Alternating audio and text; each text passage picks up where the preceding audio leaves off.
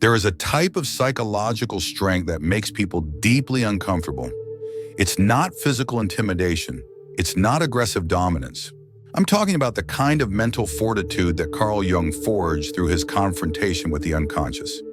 This is a mind so integrated, so conscious, so completely unshakable that it literally frightens those who encounter it. Why? Because a truly strong mind cannot be manipulated. It cannot be gaslit. It cannot be pulled into collective delusions or chaos. This mind sees straight through projections. It instantly recognizes unconscious patterns. It remains centered and still while everyone else is spiraling. This kind of strength doesn't attack. It simply refuses to participate in the unconscious games everyone else is playing. Jung discovered that building this mental power isn't about becoming harder or colder. It's about becoming so psychologically complete that external forces cannot find a single weak spot, a single foothold in your psyche. I'm about to show you exactly how Jung built this mind, why most people will fear you when you develop it, and why that fear is actually a positive sign. Here's what Jung understood about mental weakness. It's not a lack of intelligence or willpower. It is psychological fragmentation. Most people's minds are divided kingdoms. The conscious is fighting the unconscious. The persona is battling the shadow. The ego is warring with the self. This internal division leaves them controllable, predictable, and psychologically defenseless. Think about how easily most people are thrown off center, how easily they are triggered. One careless comment can destroy their day. One perceived rejection can shatter their self-worth. One challenge to a core belief sends them into an existential crisis. They are not weak people. They are fragmented people. And fragmentation is the ultimate vulnerability. Jung witnessed this throughout his career. The seemingly strongest individuals, successful executives, brilliant academics, powerful leaders, would instantly crumble when their psychological fault lines were touched. Their strength was performance, not integration. Their power was external, not internal. Their minds were like fortresses, but with the main gates left wide open. But Jung also encountered the opposite. Individuals who had unified their opposites, integrated their shadows, and achieved psychological wholeness. These people were unbreakable, not because they were tough, but because they were complete. There were no splits left to exploit, no unconscious buttons left to push, no hidden weaknesses for others to manipulate. These integrated individuals terrified others, not through aggression, but through their immunity to psychological manipulation. They couldn't be guilt-tripped because they had integrated their shadow. They couldn't be gaslit because they inherently trusted their own perception. They couldn't be controlled because they were psychologically sovereign. Jung realized that true mental strength comes from integration, not fortification. You don't build walls around your mind. You unite all aspects of your psyche into one indivisible whole. And when you achieve this, you become psychologically dangerous to anyone invested in unconscious control. Every single rejected aspect of yourself is a doorway through which you can be manipulated. Close those doors by reclaiming what you've disowned, and you become psychologically impenetrable. Your shadow contains everything you've labeled bad and pushed into unconscious darkness. Your anger, your selfishness, your raw sexuality, your aggression, your true vulnerability. Jung's insight was this: these are not weaknesses to hide. They are powers you have rejected, and as long as they remain unconscious, others can use them against you. When someone triggers your shadow, they control you. Call a person with rejected anger aggressive, and they'll bend over backward to prove they're peaceful. Accuse someone with disowned selfishness of being selfish, and they'll sacrifice themselves to demonstrate otherwise. The shadow is your remote control, and everyone can see the buttons except you. But when you truly integrate your shadow, when you consciously own your anger, your ambition, your darkness, something remarkable happens. The buttons stop working. Someone calls you selfish? You respond, yes, I have the capacity for selfishness, and I use it appropriately. Someone says you're aggressive when necessary? You state, absolutely. The manipulation fails because there is no unconscious hook. There is no hidden shame left to exploit. Jung demonstrated this himself. Colleagues would try to shame him for his unscientific interest in mysticism. Because he had integrated this shadow aspect, he could simply agree, yes, I explore beyond conventional science. The attack would fall flat. This is what truly scares people. When you've integrated your shadow, you cannot be controlled through shame, guilt, or fear.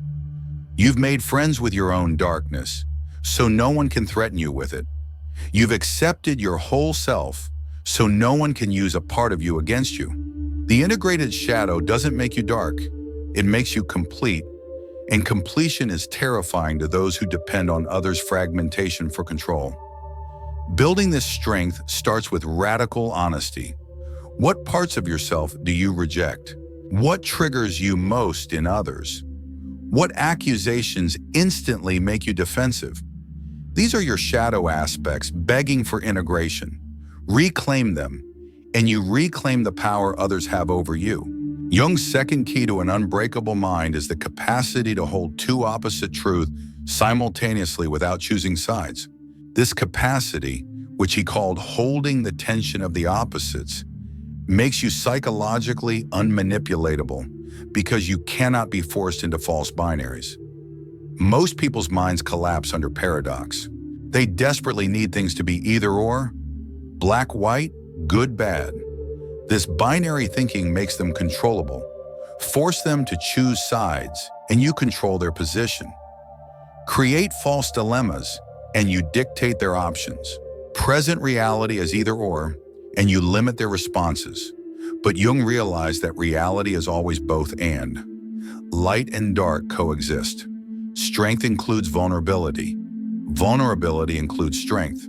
The mind that can contain these paradoxes without resolving them into false simplicity becomes uncontrollable through conventional means. This is not indecision. It's the capacity to contain complexity without fragmenting. When someone tries to force you into either or thinking, you respond with both in awareness. When they present false dilemmas, you immediately see the third transcending option. When they demand you choose sides, you transcend the division. Jung developed this through his confrontation with the unconscious.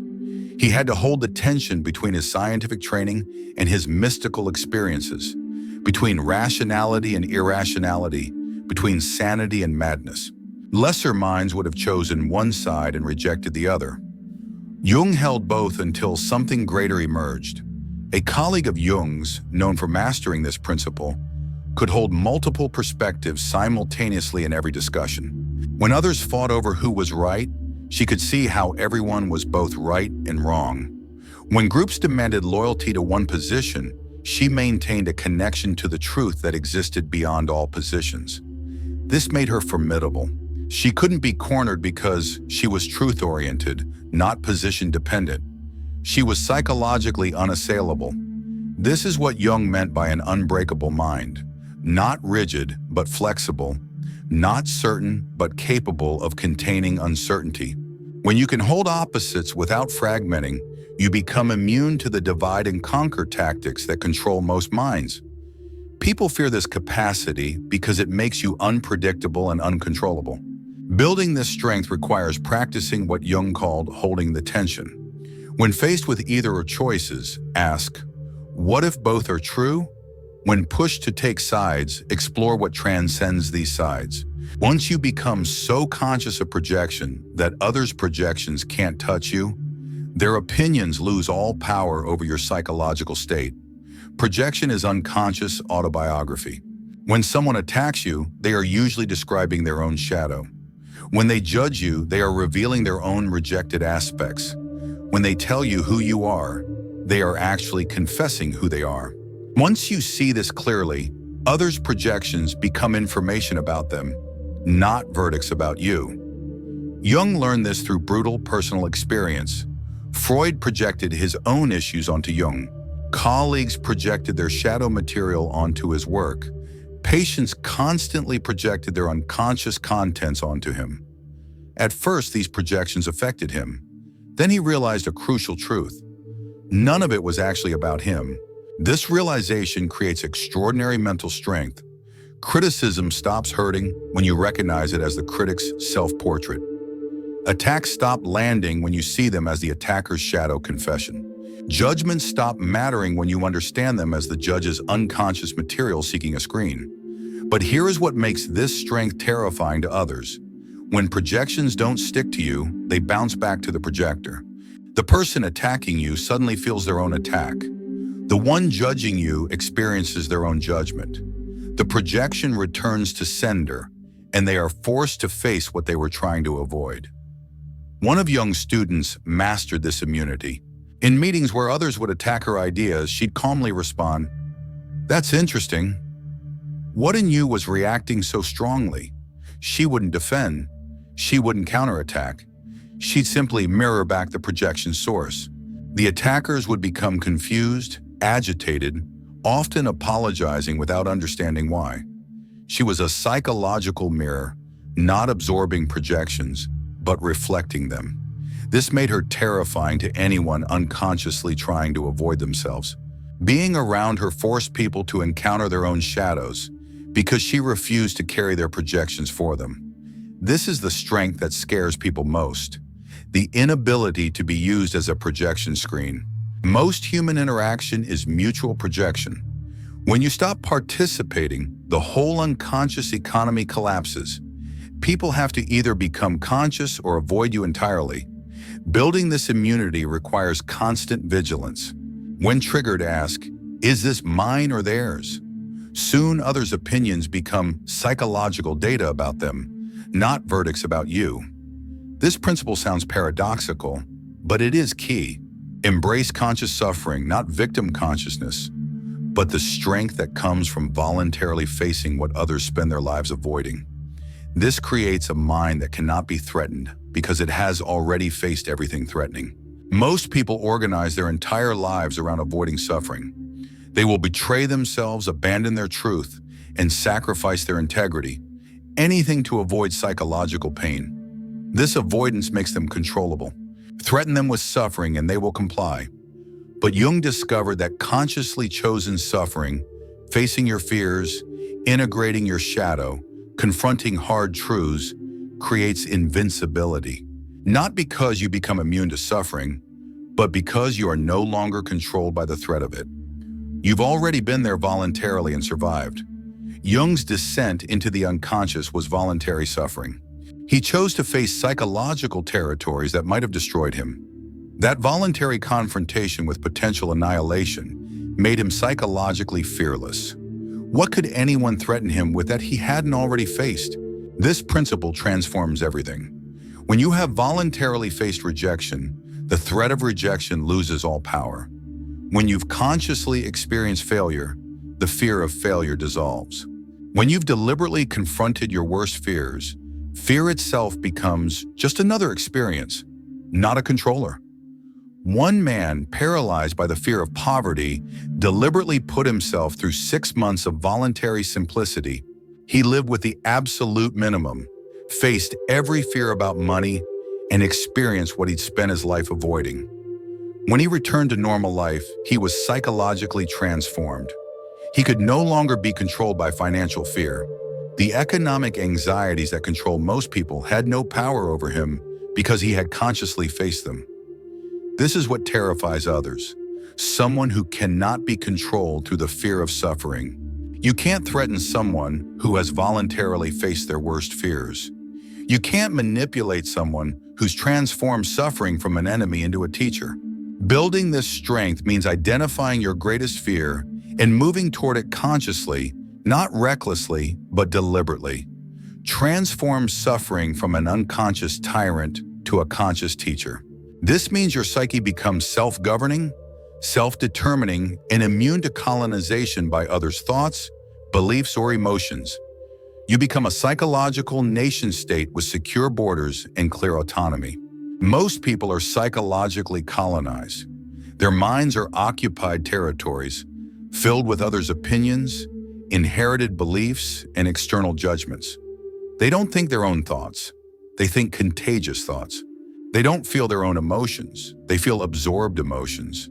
They are not living their own lives, they are living scripted lives. Jung discovered that true mental strength comes from psychological decolonization, clearing your psyche of foreign material and establishing self-governance. This doesn't mean isolation. It means clear boundaries between self and other, and conscious choice about what enters your psychological space. The sovereign mind asks of every belief, did I choose this or did I inherit it? Of every emotion, am I feeling this or am I catching it? Jung achieved this sovereignty through his famous break with Freud. He had to separate his own thoughts from Freud's theories, his own path from his mentor's expectations, and his own truth from his authority. It was a psychological independence day. This sovereignty is what truly scares people. A sovereign mind cannot be influenced by groupthink. It cannot be swayed by emotional contagion. It stands alone when necessary, thinks independently always, and remains centered while others lose themselves in collective currents. Building this sovereignty requires what Jung called psychological hygiene, constantly cleaning your psyche of foreign material, regular audits of beliefs, thoughts, and emotions to identify what is authentically yours versus what has been implanted or absorbed. The sovereign mind is not closed, it is selective. It is not isolated, it is self-determined. It is self-possessed. It can engage with others without merging.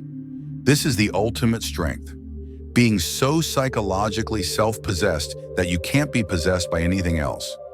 Jung's blueprint for a mind so strong it scares people isn't about aggression.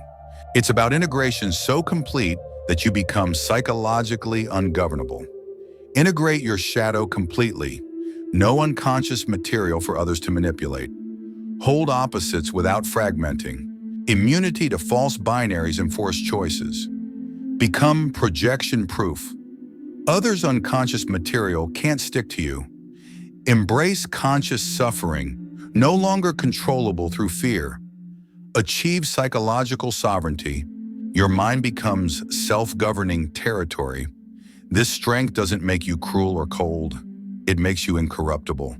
Not aggressive, but unassailable.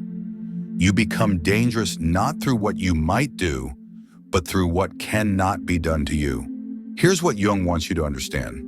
The mind that scares people isn't the violent mind or the brilliant mind. It's the integrated mind. The mind that cannot be manipulated, controlled, or colonized. This strength is available to anyone willing to do the internal work of integration. People will fear this strength because it represents everything they've sacrificed for false security. Their wholeness for acceptance, their truth for belonging, their sovereignty for safety. Your integrated mind becomes a mirror, showing them their own fragmentation, and that reflection is terrifying. But here's the secret. The people who fear your psychological strength are revealing they need you to remain weak for their worldview to survive. Your fragmentation validates theirs. Your unconsciousness justifies theirs. Build the mind Jung describes. Integrated, conscious, sovereign. And yes, it will scare people. Good. That fear is the sound of unconscious patterns breaking, projections failing, and false realities crumbling. Your strength doesn't destroy others, it destroys illusions. And for those invested in illusions, that is the most terrifying strength of all. If you're ready to build the kind of mental strength that comes from psychological integration, subscribe to this channel where I decode Jung's deepest insights about shadow work and individuation. Watch the video on your screen now about integrating your shadow, the foundation of unbreakable psychological strength. Remember, a mind so strong it scares people isn't built through force. It's built through integration. And that journey starts the moment you stop rejecting parts of yourself and start reclaiming your psychological wholeness.